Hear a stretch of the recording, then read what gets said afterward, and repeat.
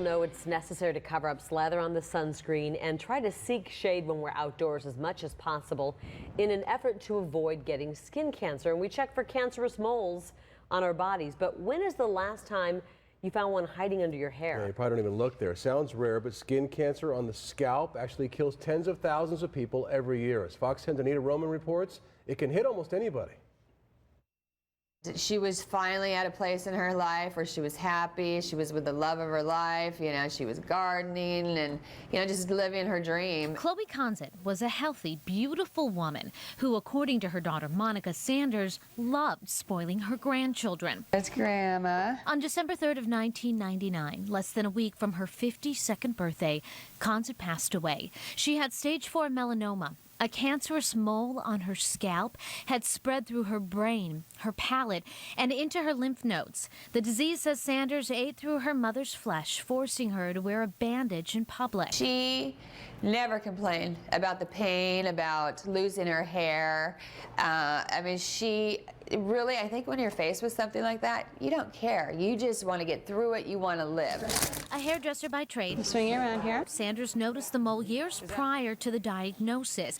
It was black, asymmetrical, and abnormally large, like the ones you see here. But she never imagined it was scalp cancer. That's our best. That's your best defense. One of the most aggressive and serious types of cancers, according to Dr. James Bahauchek. If it's on your scalp, who sees their scalp regularly? Very few people. And so a tumor on the scalp can be there a lot longer without being recognized than a tumor that's elsewhere on the body. Dr. Bahauchek says these cases only represent about 6% of the melanomas that are diagnosed, but they actually represent about 10% of patients who die of melanoma.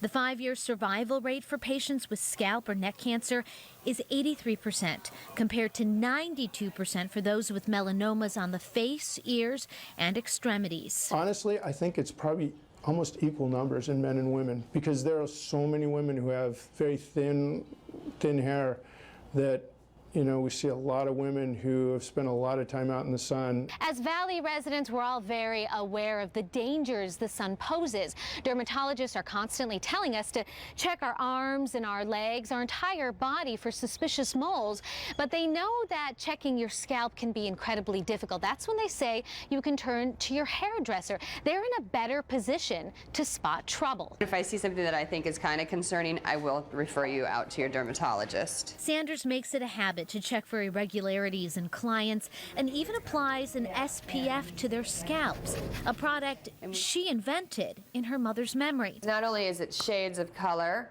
but it is a shade. It's literally a shade for your head, because the sun will come down and reflect off of it. It does not penetrate at all. Conzett's cancer was discovered by her dentist, who noticed a black spot on the roof of her mouth during a routine cleaning. This is a powdered SPF. It comes in 10 different colors. That's why Sanders says she is working so hard to spread the word about this deadly and all too silent killer, and hopes others don't suffer the same fate her mom did.